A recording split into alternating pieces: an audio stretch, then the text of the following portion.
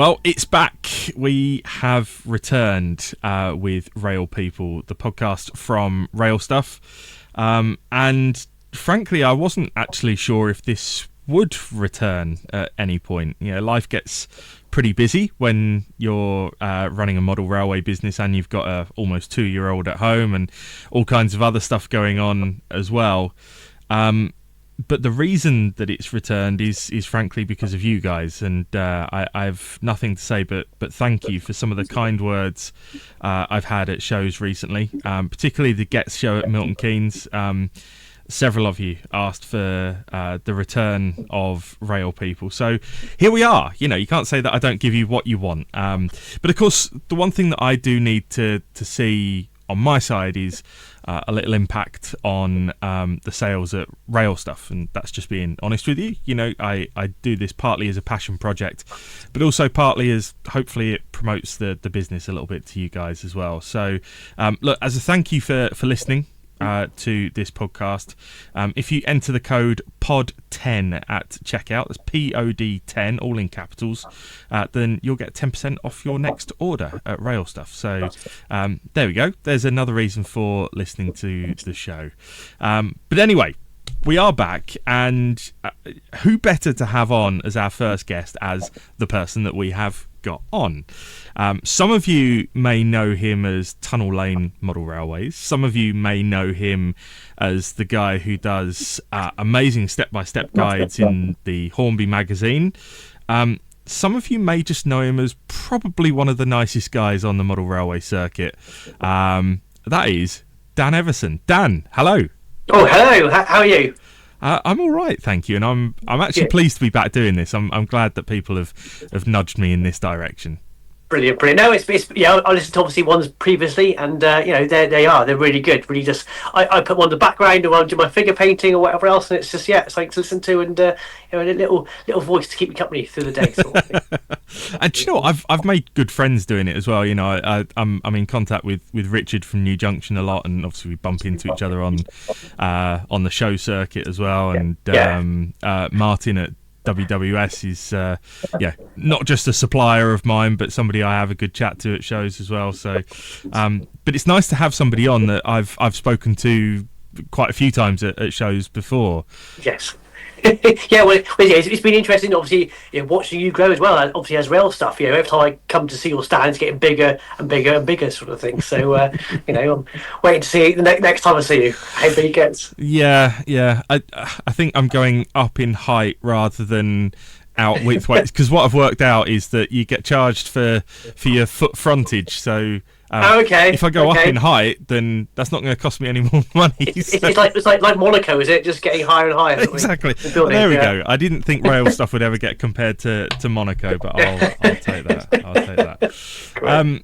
So look, we've got a lot of stuff to get through in our chat, but yeah, as somebody who's listened to the show before, you should be well aware of the fact that before we get started, we really have to tackle the important subjects, and we have to handle what is probably the most critical question in terms of how people get to know you, and my judgment on you as well. Okay, embrace. And that is, what is your favourite cheese? Oh, right, okay. Well, I'm going to go a bit of a curveball here. I'm going to introduce fruit into it. So I'm going to go apricot with cheese. That's like now, a Christmas thing. Are we talking about cheese that's got bits of apricot in it? Or... Yeah. It's a bit left field. It's a bit like pineapple with pizza, isn't it? Really, but it just works. It just works. It's really, really good. I think cheese works better with the fruity type things than a lot of other savoury food, because there's the whole grapes with cheese is just there's nothing as good as a bit of grapes with cheese. Okay, all right, okay, yeah, I haven't really sort of tried that one, but apricot definitely is the way forward. There's little Christmas packs you get with the cheeses, and the apricot's always my first sort of go-to. It is, so yeah, it's. Okay. Well, I guess dare I say it, Christmas is not that far away now, is it? We're end of October already. I know. This year's just whizzed by about 1 million mile an hour, and I just can't believe where we are now. It also means that I'm now 2 weeks away from turning 40, so Don't do it. 7th of November is the pain time. Oh, okay, all right, yeah. Well, I'm leaving 43 in about 15th of November, so not far. Aha. Yes, yeah. It's scary, isn't it? It is, yeah. And somehow having a child makes you feel a hell of a lot older than you actually are. Yeah. Hence the grey hair and the receding hairline. To be honest with you, yeah. At least yours is only receding. Mine was gone by 21. So well, I didn't want to point it out, but So look, a lot of people know you as Tunnel Lane Model Railways. So for the less educated, tell us a little bit about Tunnel Lane and what you do. Okay, all right. So as a business, this is now year 3 now, probably as a proper business.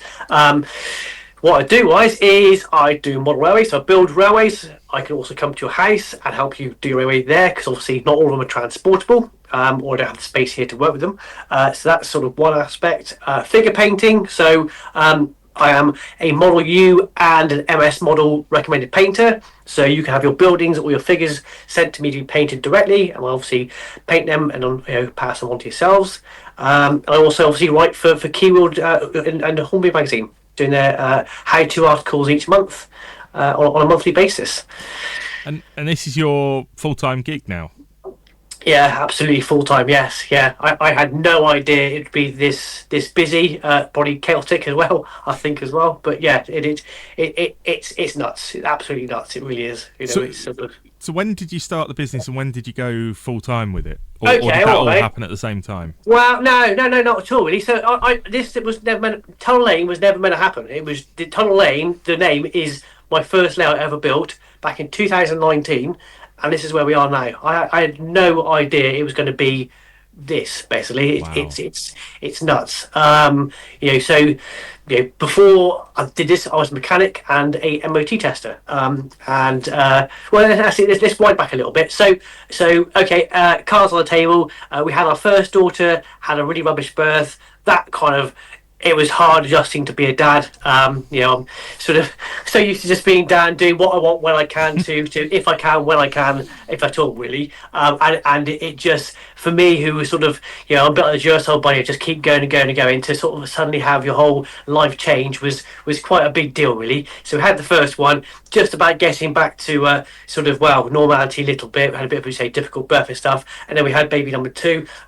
My fault was probably. At least 50% your fault, yeah. Definitely, yeah. And another rubbish birth as well, which really sort of brought back the first one too. And to be honest with you, I got depressed. I got really depressed about it all. It was hard. Nothing in my life was the same as it used to be. And apart from going to work, that was about the only thing that was the same, really. So one dear time at work, I was on YouTube, and I stumbled across a chap called Chris Nevard. And what he did, and I thought, I like that. I like the idea of a layout in a framed box sort of thing. I thought, well, I build model tanks, I do scenic stuff like that sort of thing, so military-based sort of modelling. I would like to build something bigger that moves. It could take me years to build, just like to focus on, really. Well, 6 months later, it was finished. Then it got magazine, I think, featured by all 4 magazines. And then, COVID came, the garage shut. I was homeschooling my little girls there, or at least the one.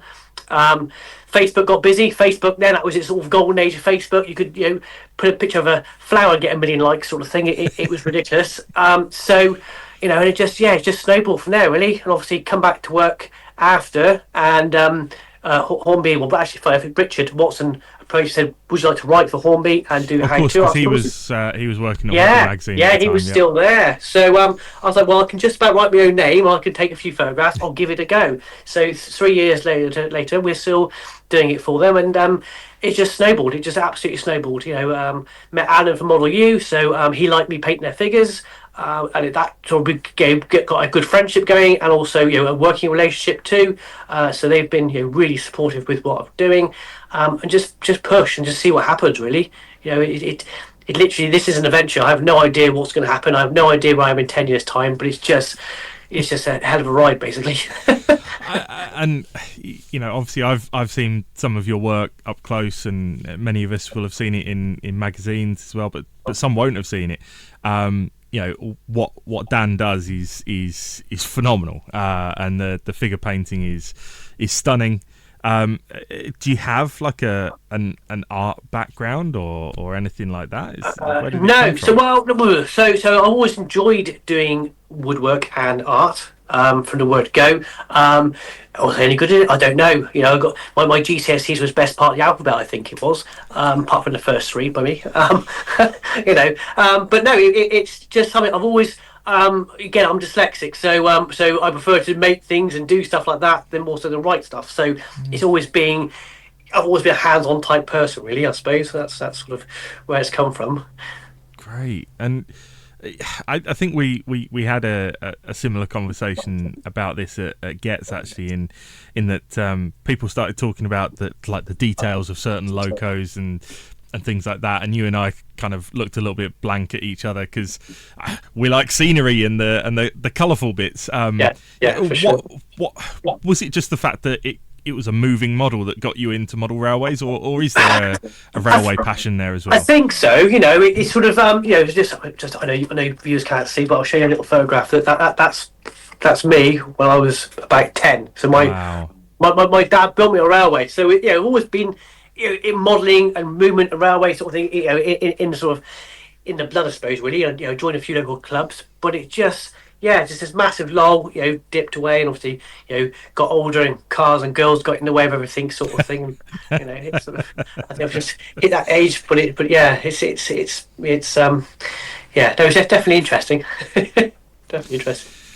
So what's the? I mean, you said you don't really have goals and thoughts about the business going forward, but there must be something in your mind. What do you want to do next with it, or do you want to just carry on doing what you're doing? Yeah, no, I think we are. I've hit the limit now to what I can do. That physically I cannot do anymore. It just doesn't stop coming, which is lovely. Don't get me wrong, but it's I physically can only do more, so much. I'm also getting older. Now, it sounds bad, but I'm getting older. I'm getting tired. That's the trouble. I stop and I just nod off now. It's horrendous. So yeah, well. I don't know how I want to change the company. The biggest thing is yes, I have got a small shop here. I predominantly don't really sort of sell to people passing trade because I'm in the middle of nowhere. However, I sell to my customers that I build the railways for, so that kind of works. So do I want to do a proper shop? I don't know. Maybe in my head, maybe yes, but realistically, I can't do it by myself. I just can't. Do I need staff? I'm not sure really. Again, it's a niche thing that I do. Is trying to find somebody like me. That's the trouble. And I'm pretty hard to work with. I notice as well. I have, I've been employed all my life, so this is the first time I've ever been self-employed, and I am my worst boss I've ever worked for. I think, definitely. I'm the same. I'm the same. I've always been employed, and now I work for myself. I hate my boss. Yeah, I do. It's just doesn't let up. And I have to make my own drinks and all sorts. Now it's terrible. So I mean, I could have done with you today. Actually, my car's going in for MOT later on. Oh right, okay. Oh yeah. But obviously, I can see what the listeners can't see, and that is the backdrop of what looks like a sort of office space that you've got. But through the window, I can see what I assume is some kind of workshop area. So yes. What have you got there? So we have a 30 by 30 foot square unit. We have directly what we're in now is a little office stroke paint room stroke kitchenette kind of area, and when it gets really cold, the place of warmth basically, because trying to paint figures in -2 doesn't really work very well. And then we have the main workshop too, which does have a little bit of a display wall of obviously items that you can purchase if you wish to, but predominantly layouts are in there, packing area. I try and be vaguely professional and sort of try and run a reasonable sort of tight ship if I can be. So again, it's just hard. You build a layout, you make a hell of a mess. You either spend 4 hours tidying up or you just keep going basically. So this is the issue. I built a layout with my dad a few years ago during lockdown, and he is just Mr. Tidy, and I'm not. I'm the complete opposite. I'm Mr. Carnage, and yes. And that was that was the difficulty in building the layout. Is basically I would end up doing the work on the layout, and he would walk around tidying up behind me. Yeah. And he'd put things away, and then I'd be like, well, "Where's that gone? I was still using it." Well, it's even worse when you're by yourself and you're walking around a unit trying to find things, and then it's somewhere really silly. It's sort of you're looking for the roll of solder, and it's by the kettle. It's really random places, sort of thing. Or you picture something somewhere, and So middle of the week, I've got my two little girls. I have to do the school run and daddy duties, so they come back to the workshop. Dottie is 5 and Maggie is 8. They love to play with things, so things do go astray, and involved with stuff, or with model grass or across the floor, or whatever else. Really, it's always carnage. It is here. Really. Yeah, I know what you mean about things going astray. Billy's almost 2, and basically once he's gone to bed, the first thing I have to do is search the house for the TV remote. It's somewhere, but it's in a different place every single day. And definitely. It's but I could say, but I find it's not so much a hobby no more for me. I've kind of ruined it as being a job, I must admit, as being a hobby. But it is something as something to do. Is lovely. With obviously you can be an historian. You can obviously be a chippy, electrician, painter, all sorts of this hobby. It really is a really interesting one to sort of get into. Really, it's sort of. I know when I first sort of came out as doing model railways, I was expecting to get absolutely slayed by me on Facebook and everything else, and quite the opposite. Everybody's really interested with what I do, and even like the mums at school. Oh, you're the train guy, aren't you? We've seen what you do, and So it's just it is a nice hobby once the kids go to bed to sort of do something. Just sort of sit down and disappear into your own little world and do what you want to do. Really, it's nice. Absolutely. Look, we're going to do some quick fires in just a second, but look, I always love to paint a picture for the people that can't see you right now, which is everyone listening. So I'm going to describe what I see right now. First of all, we've got Dan in the forefront in his very nicely branded Tunnel Lane Model Railways hoodie. Now, you strike me as somebody fairly organised, because that looks like a fairly organised whiteboard on the wall next to you. Yes, we've got the whiteboard and stuff. Whiteboard. So behind us is the cabinet full of my locos. So I have these itches that I want to do things. So I start buying locos for myself. Actually, no, for the business if the wife's listening. And that's as far as they ever get, unfortunately. But it's say like the office space wise, we have a photographic area behind, so you can see to my left. Yes, left, I think is looking backwards. I think that side. That side is lighting for obviously photographs. And in the very back there is my array of coffees and hot chocolates and Pop Tarts. Yes, and I was going to say that the Pop Tarts have grabbed my attention. I'm a big fan of the strawberry frosted Pop Tarts. Okay, all right. I've had one. My kids bought them. Well, actually, my kids maybe buy them, and they can stay there for a day or two. I'm going to leave them there. One day I might get snowed in here, not be able to get home. They might be my only source of food. So, indeed. A microwave in the background as well. Vital. Yeah, microwave, card machine. Yeah, I think we've got toast somewhere as well. We've also got. I went to IKEA, and you know what IKEA is like. You go there for one thing and you come back with it. I bought a fake plant. You did? I bought a fake plant. He's now called Spike, and he lives on my microwave. But yes, that's the kind of effect that place has on you. I think it does. So, you can't walk out of there with nothing. And then I see, is that a Pico set track guide on the wall as well? Oh yes, God, you've got guys. Yes, you have. Yes, set track Pico guide thing. Yeah, I'm also a fan, or got a very much an interest in the Great Train Robbery. I just find that period of time really fascinating. So I've got some wanted posters on the wall too. Did you see the ITV drama when they did it a few years ago? Yes. What is that one with the police and the robbers aspect and the police aspect? Yeah, it's good. Yeah, anything like that. I'm really into sort of that period of time. I don't know what it is about it, but just find it really fascinating. Really, it's these are sort of big, like the Hatton Gardens heist, anything like that sort of thing. I just think it's really interesting. Maybe. Yeah. Well, I did threaten some quick fire, so carry away. I hope you're ready for this. I've tried to tailor it to you a little bit in terms of maybe being a bit more focused on paint and scenery. There's only 5 of them, so Okay. but it's the first thing that comes to mind. Airbrush or paintbrush? Paintbrush. I assumed we might get that from you based Figures. on the figures. Yeah. Yeah. I think the airbrush would stand up. Yeah. Yeah. Do you use an airbrush much as well? Yeah, for weathering, sort of blow around buildings and bits and bobs and the occasional vehicle or whatever else. But predominantly for what I do, building wise, for figure wise, obviously is a paintbrush. They're so small, an airbrush they would be gone with the wind. I think if I was to turn one. Indeed. Sticking with the paint theme, then enamel or acrylic?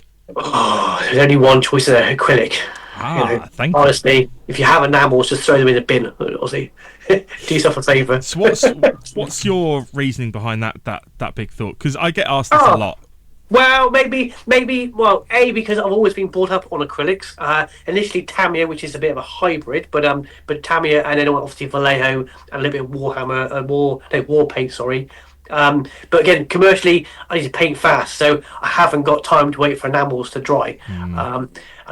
They just work. You just know what you got with acrylic sort of thing. Maybe if I was to use enamels, possibly, but I say for the amount of figures I have to paint to make it viable, we wouldn't be doing this. Okay. Let's go grassy. Static or scatter? Static.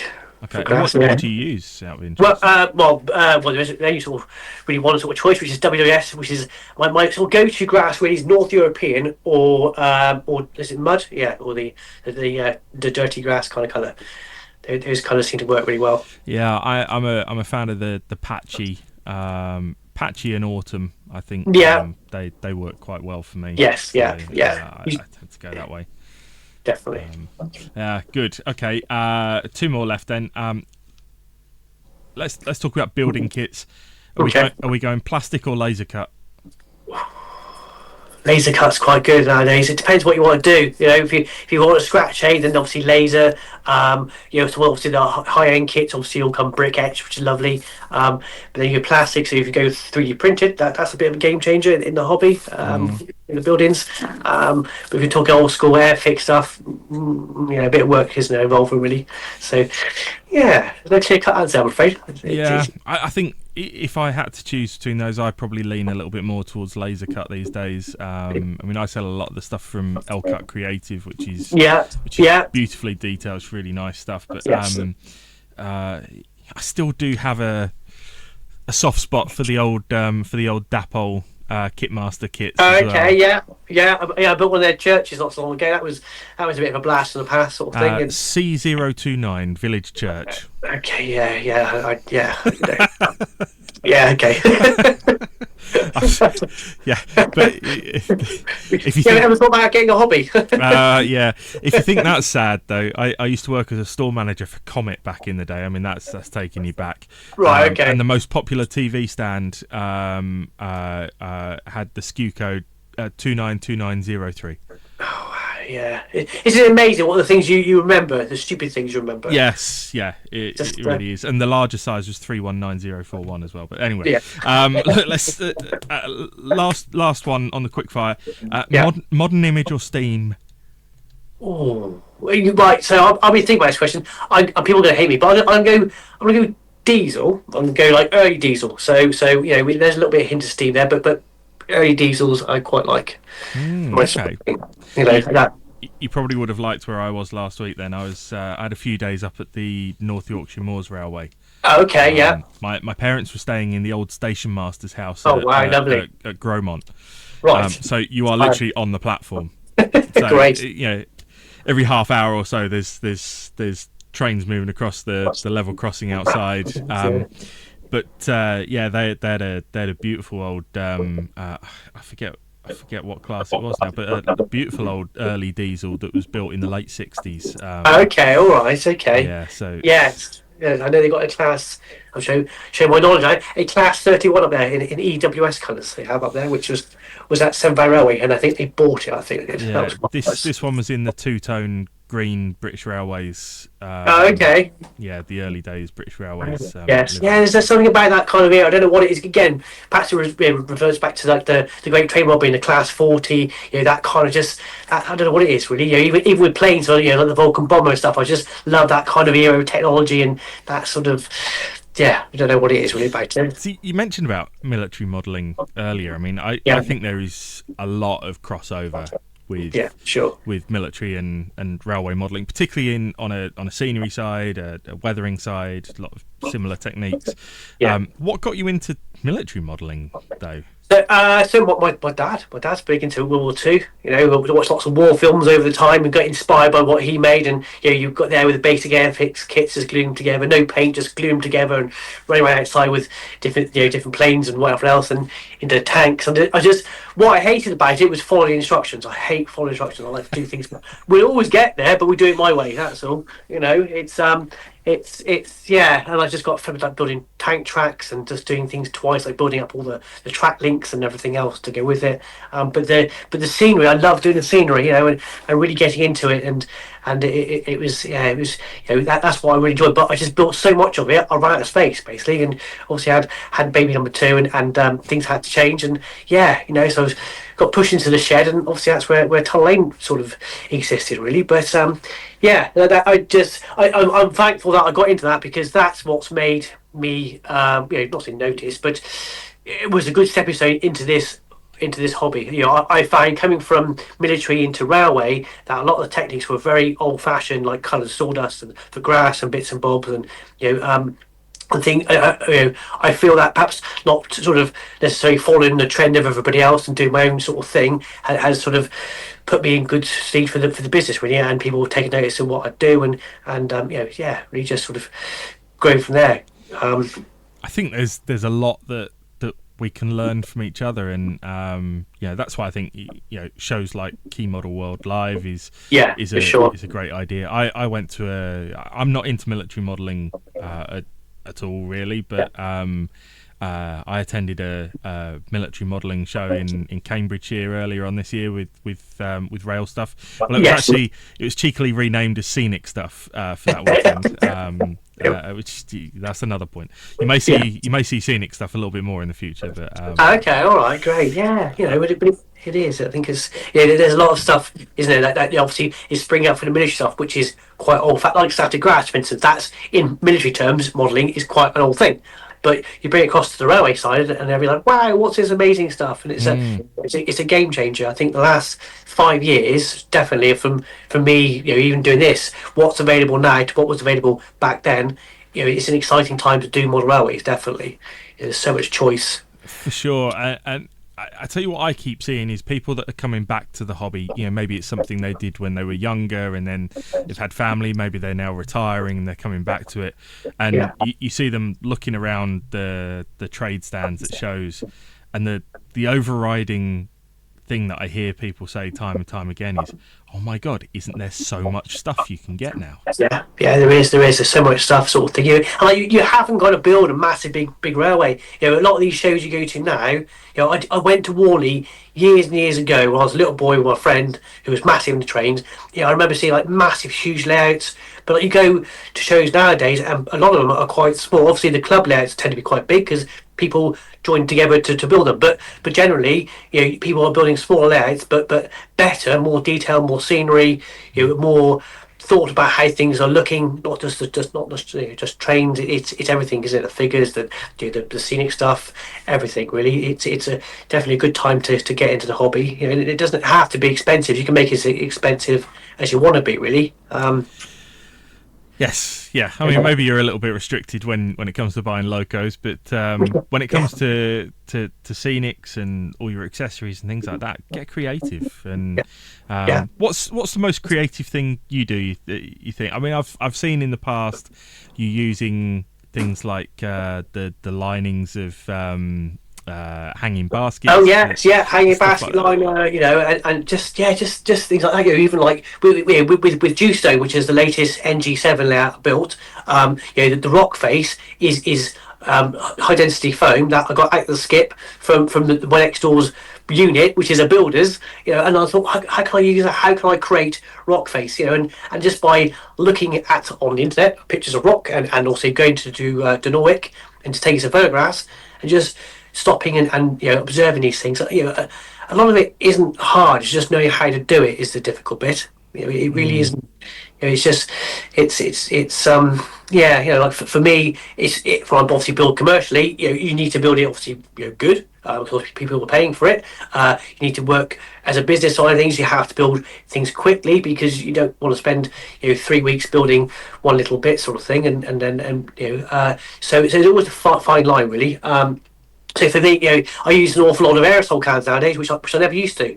But I find aerosol cans are great for just sort of a bit of pre-shading on buildings, say for instance, or rock faces. Obviously, you have to watch the solvents in the paint doesn't attack the foam, so that does ruin things. I use locally sourced stone and even like dry sieved dirt. I even find myself, this is really really sad, but get into a junction on the road and you see like the loose stone in the middle of the road where the cars obviously go left to right. You're thinking, that could make good ballast. That could do. It is. You drive around looking at like how bricks weathered, and he's looking at a gutter and think, oh, look how rust is sort of trailing on the wall. A lot of this is just observation. It's all too quick to sort of just jump into a project, think, I know how it looks, and then you build it. It just doesn't quite look right. Just stop, observe how things look, weather, paint, color, whatever else. A texture, even if it's big stuff like O gauge. And just take your time and enjoy it as well. Definitely enjoy it. I know exactly what you mean. I had to stop the car the other day to get out and take a picture of a brick wall because it had some really nice detail on it that I thought, that's a very good reference picture. So observation. That is again with the hobbies. Research is a massive key. To be honest with you, I enjoy the research sometimes more than actually building the thing. Just because you learn about an area so well. It's I know I built for Model U. I built some large dioramas of Barmouth and one thing like that. I've never been to Barmouth before. It's not that far from me, to be honest with you, but it was. By the time it was, I invested so much time in research. I actually went to Barmouth, and it was a bit like seeing an ex-girlfriend. Somebody you knew so well, and spent a lot of time with. Suddenly, you don't know them anymore, and they're a stranger. That kind of weird feeling. It was like, I know where this is. I know that building was like this before, and it was really interesting to research things like that. Was it? That's nice, and I'm the same. I like the research element as well, and you then get caught up in that. Well, okay, do I need to go prototypical, or am I just taking inspiration from the research? I mean, what's your feeling on that? Are you a prototypical kind of guy, or do you prefer to be a bit more creative? So for myself, one day I would like to build Vic Berry's scrapyard in O gauge. So I bought books, because I've never bought books in my life before, but I bought books and studied lots of Google Maps and worked out all things. So I would love to do that is a prototypical layout. Obviously, I'm governed by what my customer wants, basically. Trouble with railways is, doesn't matter how big your baseboard is, it's never big enough. That's it can be 400. Well, it can be 250 foot long like Pete's layout, and it's still not big enough, is it? It still needs to be bigger again. So there's always a compromise between being prototypical, having a train set, we say, and sort of making it fun too, because obviously some of these prototypical places are lovely as they're operational for real life, but cutting down to a little small section and trying to work in it doesn't really it becomes quite boring if you're not careful. So I like the idea of prototypical, but I find it a little restrictive sometimes. But anyway, you mentioned very early on with Tunnel Lane, you go to people's houses and work on stuff like that. You must have had some interesting experiences doing that. Anything that jumps out? Just sort of don't drop anything on the floor. One house I worked, a lovely house, tile flooring, thinking don't drop a hammer on the floor. Don't the last house I went to was in London, lovely cream carpets, and thinking, if I spill weathering powder on this carpet now, I'm dead. There's no way I can hide it. It's cream carpet, and so just be positive, that you know what you're doing as well. It's always hard. In your head, you try and work out what you're going to do before you get there, but sometimes it doesn't quite work out, and then you have to sort of think on the spot as to why it doesn't work, or whatever else really. Um, Have you done anything for any famous people? um, so famous people. So I've got so I haven't got websites. So basically, Facebook, Instagram is where you can find me. Off of Instagram, which although I have more followers, to be honest with you, it's a waste of time. It is in business wise, but I had off. It is. It just. I'm not that young and hip anymore. I don't really care.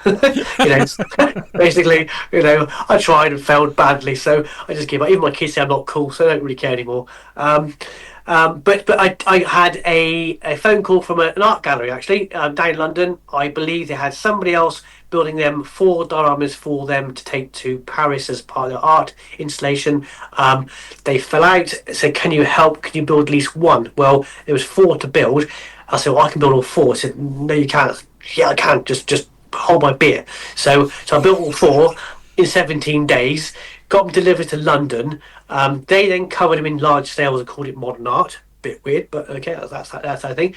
Took it to Paris, and then the largest private art collectors in the world, I think they're called the Bushnells in America, bought all 4, took them back to America, and they're now hanging up in their gallery. And apparently, they're the kind of people that sort of move the art world. So, it's yeah, and they would form more of me after again, which is quite nice. Again, sort of lovely scenes in themselves. Well, actually, little story is, so I was so busy building these dioramas, I was literally up to sort of 4 in the morning, then back to bed, and then up again at 8 to go again.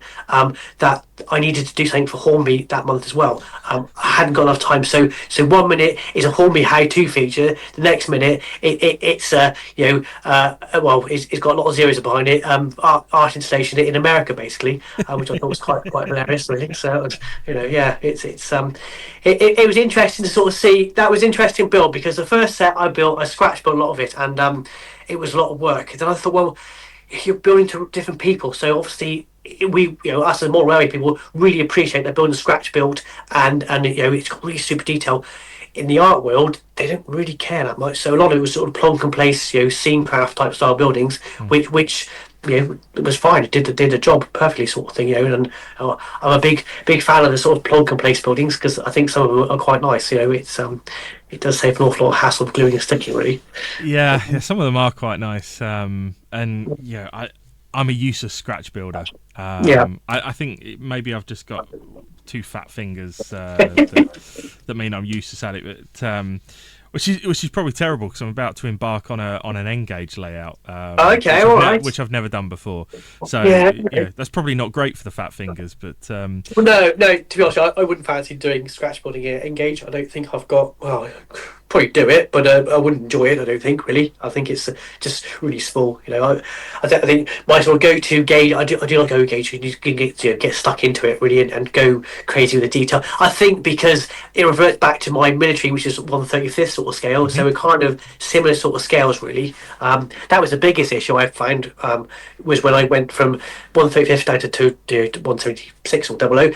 Was like, wow, this is really small. How do I do this? So I struggled to start with, but we sort of found our foot. But I've done a couple of N-gauge ones, and N-gauge is lovely for obviously space. It's just I find it a bit limited, or maybe it's because I have to sort of change my techniques on how we sort of do the scenic work.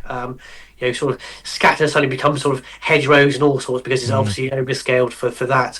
But then say that NG7 with the obviously O gauge, I needed to do a slate wall for my incline, and I thought, what, I've got a week to build this layout. What can I use quick? Run around a workshop like a headless chicken, trying to find things, and end up using Will's plastic sheeting, which is for 00, but it's slightly overscaled, so it kind of worked. But it's just thinking outside the box sometimes is kind of helps. Yeah, for sure. And it's interesting actually. There is quite a lot of stuff that is for 00 that is a little bit overscaled, and so I go to the 7mm narrow gauge association AGM each year, because it's like half an hour down the road for me, and it's always a great day out, that one. It's a really nice show, but I was worried that I didn't have the right kind of stuff for them, but it always works out works out really well. But I'm finding a lot of people that are buying like N-gauge ballast for 00 layouts now, and sort of crossing over also. that. Yeah, no, for sure. Yeah, there are. You have to still be a bit careful. There are some sort of wild colours out there, and some sort of questionable coarse or fine stone, or ballast, which is sort of like an inch sort of in diameter sort of thing. It's So you can still make a very bad railway if you're not careful. But it's just a case of just again stopping, observing colours, and using the right colours. And you could use predominantly the same say scatters for the grass as you could do for the trees, but because it's up in the air, your brain tells you it's a tree, or because on its sides it is a hedgerow sort of thing. So colours are key. Yes, that's definitely. And I mean, what's your biggest tip for avoiding a layout looking too bright green and too fluorescent in its look? Because that, when you go around shows, that is the most common thing you see, is just unrealistic colours, right? Yes, no, definitely. I think again, observation. Choose what sort of season you want to do. Obviously, summer's the easiest one to do because there's lots of available stuff with flowers and bits and bobs. I must admit, I tend to sort of steer towards that one again because there's more. Well, it's what customers want, and also, again, there's more stuff available really for it off the shelf, which is always quite handy. But like colours, so I never use dark green. I always use medium to light, and that's it. Although you obviously get like conifers and fir trees in real life. Don't know what it is, but dark green just stands out like a sore thumb on a railway. It just doesn't. There's nothing you can do to blend it. Where you just want everything has to be the same tone, even to like the rocks to the greenery, and just nothing should jump. To get that involved with the railway, that you just can't sort of.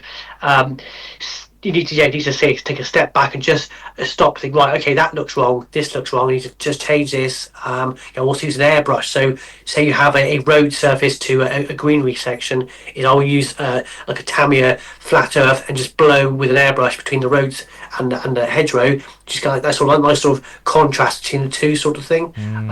It's the same with painting figures, to be honest with you. Us British folk are quite boring people. We don't tend to wear overly bright clothes, so paint to suit that sort of thing, isn't it? Really, And actually, case in point, you're wearing grey, I'm wearing black. Exactly. Yeah, that's where we are now, isn't it? Exactly. When you're building a layout, what is your favourite part of the build? The last 10 minutes, which sounds daft, but it is the last 10 minutes is the best bit of the layout, when you start adding all the little bits, the figures, the benches and stuff, and the little bits of detail, the stuff that really makes it pop, the bit that sort of just takes that little bit one notch up, sort of thing. It is just the detail, the keen eye, like the washing line with the clothes on the line, or the little cat on the top of the bin. It's the little bits, that's what makes a difference. And that's what I hopefully try and do is just push what I can do just a little bit more. It's when I started doing this, and I was trying to do it now with the figure painting. You add stripes to the dresses, or I've done a little Tesco's bags. You add a little Tesco's emblem. Just that stupid thing which just pushes you over the edge, and people just kind of take notice. Oh, that's quite good sort of thing, and just it's just those little more details. Now, I couldn't even dream of picking up a paintbrush to paint a figure. But if I came to you and I said, look, Dan, I'm going to do this myself. I want to paint this one myself. Yeah. What would I need in front of me to paint a figure? Okay, all right. So you would need good light. Lighting is always key. And obviously they can't see, but we can see it's quite bright. Yes, it's lighting is key. So you can see. Pretend if you're using acrylics or using enamel. So I tend to use acrylics. So obviously they're water based, so there need to be plenty of moisture about because they will dry pretty fast. So when I go to shape, people go, "You must use a real small brush, real fine brush." Well, I use a fine tip, but not necessarily a fine brush. So size 0 is a good brush because it's sort of got quite a big body, so it holds the moisture in, but also has a nice tip to it. Painting itself, so the figure, instead of just trying to paint the figure by holding it, I glue it to a little bit of plastic or a bit of wood, something a bit more substantial to hold whilst you're painting it. Make sure it's attached properly. Nothing worse when you sort of go to dab it with a paintbrush and it falls on the floor mid wet, and then you're sort of trying to get rid of the fluff and the dirt off it. And when you paint, it sounds really weird. It is. have both hands touching. So either your wrists are touching, your fingertips are touching. So when you shake as a whole unit, not just individually. Because if you try and paint like a 3-year-old, it will be up your arm and all sorts sort of things. So that's sort of key. Sitting comfortably, making sure you're sat good. I also find painting. Well, I'm quite lucky because there's no windows to this unit, so it's sort of the same light all day long. But when I used to be in my little shed at home, I used to find painting at night better than painting in the daytime. Okay. Because the light's constantly changing, so you kind of overcorrect the figure. You end up like something like Disneyland and too bright, or opposite way around and it's too dark because you're sort of painting under natural light. So under a fixed light, that light will never change. It always is the same sort of colour. So you sort of paint to a level and a sort of standard. It's the same with building a railway. If you're going to build a railway, lighting is key. Definitely. The amount of times you go to a show and the lighting and the no lights on the layout, it's so dark. Well, to try and model that is, how do you model it? Do you make it overly bright to compensate for no lighting, and then you take it to a place which is really, really bright, and suddenly you have Disneyland you've just built instead of somewhere deepest dark in Wales. It is you need a fixed light. You have to work under a set lighting, because then you can model to that colour sort of thing. It's again, it's just for me. I sound I'm not. I'm into railways, I do it as a business, but for me, for a common sense thing, whether this is a dyslexic kind of thing, I see things in different ways. But for me, it's just logic. That's you need to feel comfortable. You need good lighting. So that's what I think about it. Anyway, I think the tip that really stuck out to me there was the two hands thing, because you're right.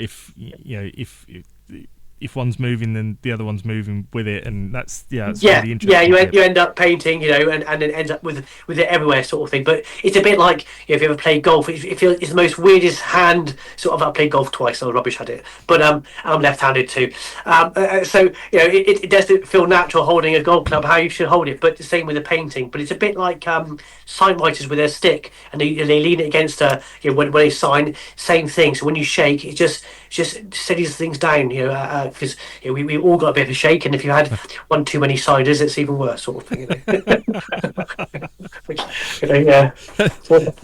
So saying one too many ciders works very well in your accent. Definitely, yes, yeah. Obviously, we're literally buried in apple trees around where we are. So yes, it's. Yeah, no, that's really interesting. And you mentioned about lighting. Shameless plug time. I have just started stocking a new range of lighting at RailStuff. So if you go to rail-stuff.com and just search for lighting, it's in one of the menus as well, but just search for lighting, and it'll pop up some awesome stuff from a brand called Craft Lighting that I met at the Gets show, actually. Nice guy who was next to me all weekend, and I didn't just buy lights off of him because he bought me coffee 2 days in a row, but it did help. His name, by the way, is Richard Ashcroft. Okay. So it was a bit of a surprise when I went on Twitter yesterday and it said that Richard Ashcroft is supporting Oasis next year, and I thought, really? But of course they're referring to the ex-Verve singer. But, yeah, but no. So lighting available now, and I'll have some at Gaydon this weekend for anyone who's listening pre-Gaydon. Then you can come and have a look at them there. So I do see through the window, some products hanging on the wall. Like you say, it's not really a shop. You've got some products that you sell to existing customers, but Give a plug to the kind of things that you do sell to people. Okay, so I am a Pico authorised dealer. I'm also a Rapido authorised dealer. WWS. Who else have we got there?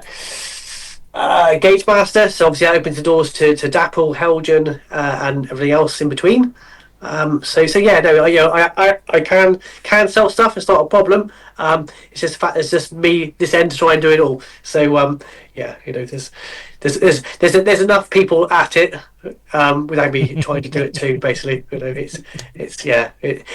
again, where I am, I'm in the middle of absolutely nowhere, so I need stock here. Otherwise, the nearest model shop is 25 miles away, sort of thing. So there's nothing worse than not having on a Friday night a pack of wheel sheeting or a length of track or whatever else. So it all gets sold. It all but I've I don't know with this. The trouble with my company is I don't really sort of sell a product as such really. So I need to be busy all the time and doing lots of different things. So when I first started this company, I had no idea how it was going to go with the figure painting, the layout building, or obviously the magazine stuff. So I'm very fluent as to which way it goes. At some point, coloured printing is going to be a thing, and you won't necessarily need figures painting all so much by me, sort of thing. So we have to look for other avenues as to what happens next. Really, there's lots of things. You never know. Like yourself, people take business cards and then won't speak to you at a show, but they'll go away and go, I've seen you work, love what you do, can you build me this, or can you do this? I seem to be having a big influx of buildings to paint recently, which is lovely, something a bit different, but all different shapes and sizes. But yeah, I just painted a 3D printed lorry for somebody as well, which I fitted glazing to, which is a bit of a difficult. I invented a few more swear words, I think, to the English language, trying to get it to stick without sticking to me. But yeah, it's good. What I find with this 3D printing is it's lovely to the point where you can't paint it. It's so fine, so delicate, and because it doesn't come apart, trying to get a paintbrush in sometimes can be a bit of a challenge, sort of thing. Yes, of course, yeah. Because I guess like if somebody's building a plastic kit from scratch, you'd recommend painting some of the bits before you put it together, right? Yeah, for sure. 3D. Definitely. Well, that's it. The 3D printing today is lovely. I've been known before to have to get a paintbrush and make it shorter by snapping it in half to get it inside the building to paint like the roof trusses or the windowsills or whatever sort of thing, really. But yeah, no, it's good. But obviously, the laser cut stuff as well. It's great. I use a lot of Justin's skim scenery and stuff. That fits really well. And you say about L cut. So I use L cut when I built Tunnel Lane originally. Some of their buildings are up there. Yeah. So again, learning how to build stuff. Well, back to 2019, I went to Worley as a punter. Got there. Feeling a little bit down about things. Got a bit overwhelmed by it all actually. But I bought a Petite Properties little building. A length of track and a loco, and that's where it all started from. Basically, was that? But just Petite Properties make some really nice stuff as well. They were my neighbours at Stafford, and they were two down from me at Getz as well. So they're lovely. They are lovely. I've got to know them fairly well. And you do. It's one of the things I love about the show circuit is the people that you meet, and for sure. You probably saw last time I was next door to Mark from the Wagon Yard. Yes, So Mark and I have become really good friends, and it's amazing, isn't it? It's such a good community of people who want to help each other, which is a lovely sort of thing. It's even for me and Neil from Little Layouts. So we do similar things, but we are we talk, we have a good bit of banter, help each other out. There's no problems. When I first started this business, I was very paranoid, thinking, oh my god, they're building that, building this, but I can't build every layout in the world, so don't worry about it. I can't put every finger in the world, so don't worry about it, sort of thing. Just I'm busy. I don't have to worry about anything else. But everybody just it's lovely. You go to the shows and catch up with people and stuff, and all show you new things. Yeah, I certainly sense there's a bit more rivalry when you get to like the big box shifters and things like that. But sort of at the scenics end and the people that just do something a bit different in our industry, we all seem to get on very well, and it's nice. No, it is definitely. I've got like two good friends. I've got Brian from Brayside Models. He's in Bristol, so he phoned me up when I first started. I thought he was going to offer me a job, and it was just sort of just seeing how. Again, with Facebook, you can make things look a lot bigger than perhaps what they are in real life. A bit of a false, like sort of smoke and mirrors. And he thought I had some sort of multi-million-pound company, which I didn't. I was in my little shed by myself, just doing a little bit on Facebook. But from that, we became good friends. Same with Tom Foster from Tom Foster Weathering. We are really good mates. We chat all the time. I probably talk more to him than my wife now, I think, and just we do, but we share things and have a bit of a laugh and a giggle and stuff. It can be quite a solemn sort of. I work by myself all day long, every day, and apart from talking to myself, that's about it. So the occasional phone call once in a while, a bit of banter is always good, really. It's I nice. think by the time I've been to Gaydon this weekend, I certainly will have been out for dinner with Mark more this month than I have the missus. That's for sure. Although it gets one of those was a very late night KFC after setup, which this is when you get on with somebody, because as we're waiting for the food inside KFC, my phone rings and it's the missus. I'm like, cover for me, just watch for my food, because she told me to not eat crap this weekend. So I go outside. It's a video call. So I turn my back to KFC so she can't see KFC in the background. And it's all going really well until I realised I was stood next to the drive-through speaker, and and then she heard, "Welcome to KFC. Can I take your order, please?" Disaster. Be mumbled. Yeah. But Mark had done a great job at handling everything, so I didn't have to stay in there. Yes. But you mentioned earlier on a little bit about mental health. And it's something that I've spoken about on this show before. It's something that's very, very close to me, and it's something Model Railways helped me get through it as well. Yeah, sure. And I'm a big believer that hobbies are super important for that. Yeah. Just how impactful do you think good hobbies are on your mental health? Oh, definitely. For those hour or whatever else you're doing at your railway, it just takes your mind off it, doesn't it? Off the boys of the world for that hour or so. You're your own boss. You can do what you want, how you want it, sort of thing. And again, just sort of the research behind it, and sort of just losing yourself in what you're doing, isn't it? It's just a bit of an escape from the real world, sort of thing. And it's the same with all this. The first 2 years doing this was really fun. Year 3, which we're in now, has been hard work. It really has. It's a proper job. It's not. People go, "Oh, it must be great doing a hobby." No, it's not. I've ruined it. I've absolutely ruined it as a hobby. It's a 9 to 5 job. I do. Don't get me wrong. I do enjoy it. Initially when it started, lots of opportunities like the Hornby thing. I was like, wow, this is amazing, but now you have to work at it. Now you have to make it work, and some days you just feel like that's it, I'm going home, never coming back again. But it is, you just have to dig deep, and not get overwhelmed by life, and just tackle little problems, one at a time, and eventually you will get there, sort of thing. And how do you cope working by yourself all the time? Well, I am my own best friend, to be fair. I do enjoy my own company. It's bad, I know it sounds bad, but I think you have to. I find you have to be organised. So I wake up in the morning, put my socks on, thinking, right, what am I going to do today? I want to do this today. Well, I've got to do this. I've got Hornby by the end of the month. I've got to do Hornby. Have I ordered this? Have I spoken to this? So just trying to keep on it all the time. If you let your foot off the gas a little bit, back in summer, my wife was a bit poorly for 2 weeks, which kind of, upset everything here. I went away on a stag do for a week as well, which didn't really help. And it was awesome, though. I won't lie. It was awesome. But like things like that, again, obviously I'm by myself, so things don't get done while I'm not here, So it's a big juggling act. It really is. And some days you have to dig deep, It's not fun every day. It's not fun. Some days you just want to sit here and cry, but you just, but then, One day after gets for me. Well, actually, so Monday. So it's to all these shows. People to think you rock up on Saturday and go home on Sunday, but it's all the prep before and all the mess and chaos after when you get back, sort of thing.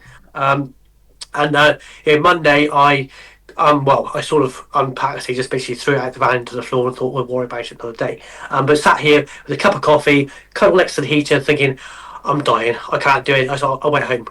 I felt really naughty about going home, but I just couldn't do it. So Tuesday, start again. Part of looking after yourself as well, and that is the one advantage of being your own boss, is that actually, if you know that actually you're having a day where you're not on it and you're not going to deliver what you need to, then just pack up and go home for the day. Yeah, no, you got to listen to yourself some days. Just people, oh, you're an amazing painter, whatever. But not every day I'm not an amazing painter. So some days I'll absolutely scream myself, going, come on, you can paint, you can do, you can do this.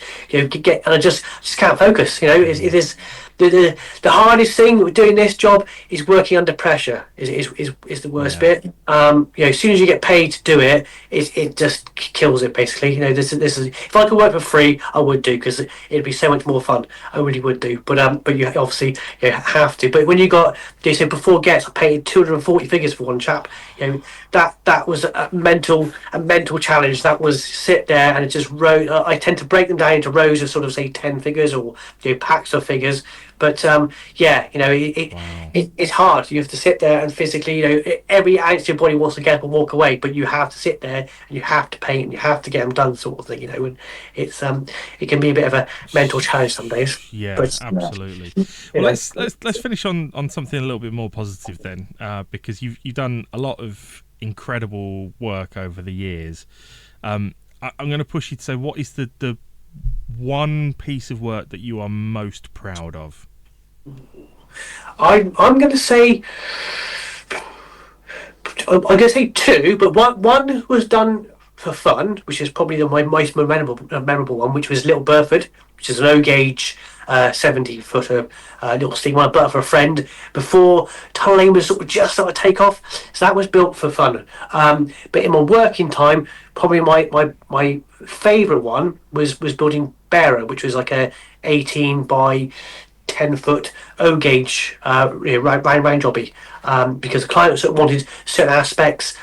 Being O gauge, it was pushing to the absolute limits to what it could do, sort of radius wise and all sorts. But again, it was researching areas, having to sort of compromise for the space we had, and that was, I really enjoyed that one. That was quite a long build. Obviously building all the baseballs and stuff to go with it too.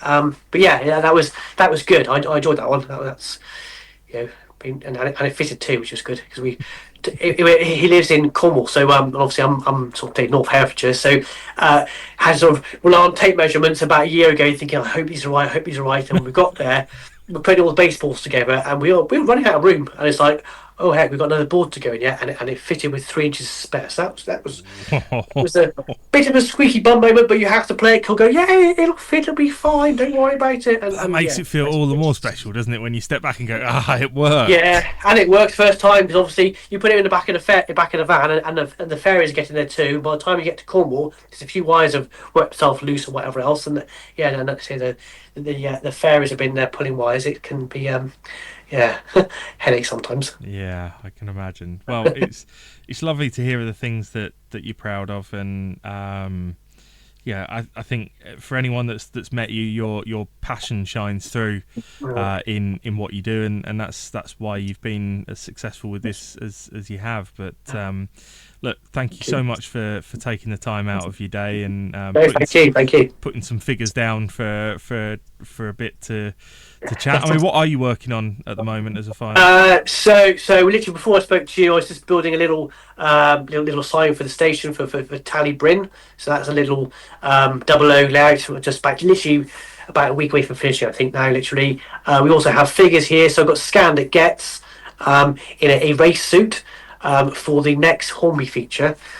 Which are going to be, so it's obviously without trying to decide to do different things each month. So next month is the bandstand. The month after that, bit of an exclusive, is going to be a banger racing circuit. So something a little bit different. So we I know you keep getting guys can't see, but we've just built. Where's the camera? There it is. No, this is really weird. The camera's back to front. Yes. There we go. We've built used our Oxford die-cast vehicles. We've stripped them and built them little banger racing cars. So sort of just. Wow. So that's what we're doing. So as a big motorsport fan, it's nice to see something like that coming through. Very good. Yeah, looking forward to get one finished. Very good. Well, thank you so much for all your time, and I guess maybe I might bump into you at the NEC if you come down as a punter, but yes, definitely. Otherwise, I'll probably see you at Key Model World Live, probably. Yeah, no, thank you very much for having me. It's been awesome. It's been really good. Excellent. Really and just before you go, give a plug to where people can find Tunnel Lane. Okay, all right. So you can find me mainly on Facebook. So we have the business page, the group page, which is probably a bit more behind the scenes, a bit more in depth. So obviously Tunnel Lane Model Railways. We also have an Instagram account, which is I do use, but it's just there, which is Tunnel Lane Model Railways again. So it's simple. Also have an email, which is tunnellanemadelrailways@hotmail.com if you wish to get hold of me that way. very good, and highly recommended. Well, thank you very much to Dan. It is the end of this podcast. Just a quick reminder from me that, like I said, the one of the key reasons for me doing this is to hopefully promote what RailStuff is about as well. I think it's important to talk to the people that drive the model railway industry, which is why I created RailPeople. But hopefully as well, you might just go and take a quick browse around RailStuff whilst you've got a moment. Rail-stuff.com. And as a thank you for listening, type in the code POD10, that's POD10, all in capitals, at checkout for 10% off anything you might want to buy at RailStuff. And for any of you going to any shows and you see RailStuff there, hey, even come and shout POD10 in my face there, and I might even give you 10% off at the show as well. So look, thank you for listening, thank you for being here, and thank you for being into our amazing hobby. We'll be back really soon with another guest.